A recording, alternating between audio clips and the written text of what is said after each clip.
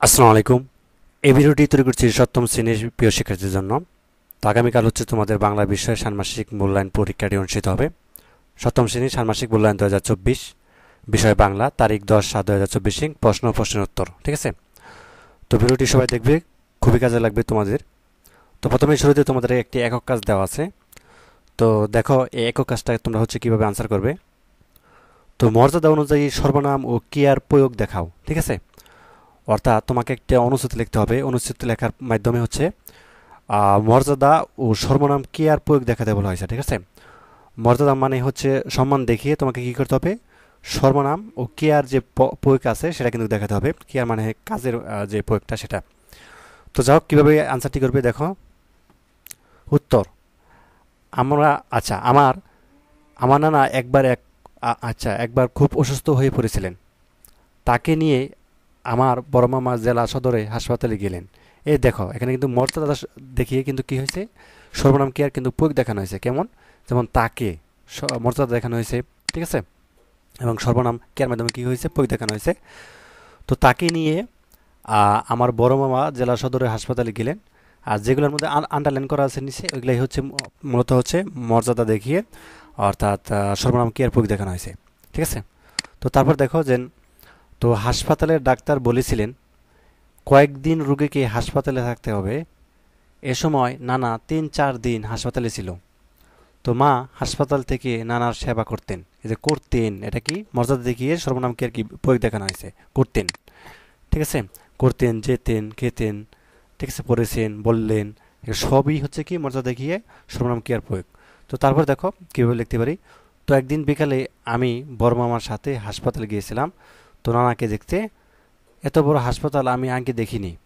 জরুরি বিভাগের সামনে একটু পরপরই রুগী আসছে, আর সেখানকার ডাক্তার নার্স সেসব রুগীকে নিয়ে ব্যস্ত হয়ে পড়ছেন। এই যে পড়ছেন, ঠিক আছে, এটা কি দেখানো হয়েছে, মর্যাদা দেখিয়ে সর্বনাম ক্রিয়ার প্রয়োগ ঘটানো হয়েছে।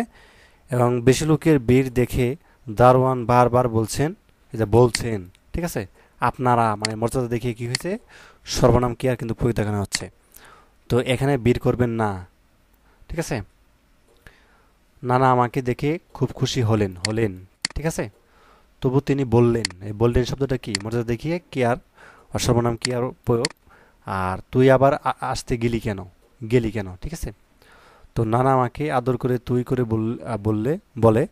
আমি ছোটবেলায় নানাকে তুমি করে বলতাম, এখন ওনাকে আপনি করে বলি। ঠিক আছে, ওনাকে এই যে মর্যাদা দেখানো হয়েছে। তো আমি আমি নানার কথার উত্তরে বললাম, নানা ভাই আপনি দ্রুত সুস্থ হয়ে যাবেন। এই যাবেন মর্যাদা দেখানো হয়েছে। ঠিক আছে, তো যা হোক, আশা করি বুঝতে পারছো। এই যে কয়েকটা শব্দ আমি বললাম না, এই যে যে শব্দগুলো হচ্ছে বললাম, আপনারা, হলেন, বললেন, গেলে, বলছিলেন, সবই হচ্ছে মর্যাদা দেখানো হয়েছে, সর্বনাম ক্রিয়ার প্রয়োগ দেখানো হয়েছে।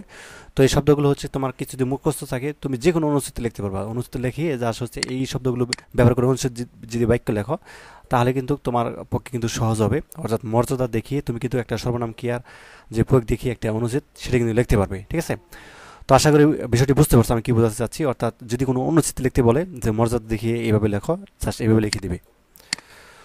তো যা হোক, তারপর আরেকটি প্রশ্ন রেখেছি তোমাদের জন্য, খুবই গুরুত্বপূর্ণ। এটি দেখো যে কোনো একটি বিষয় নিয়ে 100 শব্দের মধ্যে একটি অনুচ্ছেদ লেখো। লেখা হয়ে গেলে প্রত্যয়ের মাধ্যমে গঠিত শব্দগুলো নিচে দাগ দাও। এবার দেখো তোমাকে কি বলছে, মানে তুমি যে কোনো বিষয় নিয়ে একটা অনুচ্ছেদ লিখতে পারো, সেটার মধ্যে কি দেখাতে হবে, প্রত্যয় দেখাতে হবে। ঠিক আছে, তো প্রত্যয় দেখাতে হবে কি। তো চলো আনসারটা দেখা যাক, তাহলে আমাদের কাছে আরও বিষয়টি আরও ক্লিয়ার হবে। উত্তরটি আমরা এভাবে লিখতে পারি। তো একদিন বাবা বলছিলেন শৈশবে, এই যে শৈশবে প্রত্যয় দেখানো হয়েছে দেখো, তার দোলনায়, দোলনা শব্দটা কি, প্রত্যয় দেখানো হয়েছে। তো দুলতে ভীষণ ভালো লাগতো। তো আমাদের বাড়ির উত্তর দিকে নাকি একটি বিরাট তেঁতুল গাছ ছিল। তো সেই গাছেরই একটি ডালে, এখানে ডালে হবে, দাদু বাবার জন্য দোলনা বেঁধে দিয়েছিলেন। এই দোলনা, দোলনা যেখানে থাকবে সেটাই কি প্রত্যয়। শৈশব, দোলনা, সবগুলি কি খেলনা, চাষি, সবগুলো হচ্ছে কি প্রত্যয়। তো বাবার প্রিয় খেলনা, যে খেলনা শব্দটাকে একটা প্রত্যয়, ছিল একটি কাঠের গোড়া। তো বাড়ির সামনের ফসলের ক্ষেতে চাষি নানা রকম ফসল ফলাতেন। বাবা সেসব মুগ্ধ হয়ে দেখতেন। জগতের সকল প্রাণীকে, প্রাণীকে প্রত্যয় দেখানো হয়েছে। তো বাবা ভালোবাসলেও তার প্রিয় প্রাণী ছিল বাঘা নামের একটি বিড়াল প্রাণী। ঠিক আছে, তো তারপর দেখো, বাড়ির পাশে রাস্তা দিয়ে গারোয়ান যখন গান গাইতে গাইতে যেত বাবা দারোয়ান হবে, ঠিক আছে, তখন এই এক ছুটে রাস্তার ধারে এসে দাঁড়াতেন। তো বাবা নিজেও খুব ভালো গান গাইতে পারেন। বাবার শৈশবের একটা কথ্য শব্দ। তো গল্প শুনতে আমার অনেক ভালো লাগে, কিন্তু আমার শৈশবের সঙ্গে বাবার শৈশবের খুব একটা মিল নেই ভেবে মন খারাপও হয়। তো যাই হোক, এইভাবে হচ্ছে তোমাকে অনুচ্ছেদ লিখতে হবে, তো 100 শব্দের মধ্যে।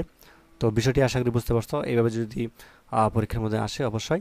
আরেকটি কথা, আমাদের সর্বশেষ যে ভিডিওটি আপলোড হবে চ্যানেলে সেটি অবশ্যই দেখবে, সেটি কিন্তু তোমাদের প্রশ্ন এবং উত্তর দেওয়া থাকবে, অর্থাৎ আগামীকালের যে নমুনা প্রশ্ন একের সাথে উত্তর ফাইনাল। তো অবশ্যই তোমরা হচ্ছে ভিডিওসে ক্লিক করবে, অথবা হচ্ছে প্লে লিস্ট আছে চ্যানেলের ভিতরে যাওয়ার পর, চ্যানেল ক্লিক করার পর প্লে লিস্ট আছে, সেখানে দেখবে যে ষান্মাসিক মূল্যায়ন সপ্তম শ্রেণীর ষান্মাসিক মূল্যায়ন 2024 লেখা আছে, সেখানে দেখলেও হবে। অথবা ভিডিওসে ক্লিক করার পর যে থাম্বনেল দেখবে 100% সঠিক উত্তর, ওই থাম্বনেলটা ক্লিক করবা, ওখানে কিন্তু সঠিক উত্তর পেয়ে যাবা বাংলা বিষয়ে, ঠিক আছে। তো ধন্যবাদ সবাইকে ভিডিও দেখার জন্য। আল্লাহ হাফিজ।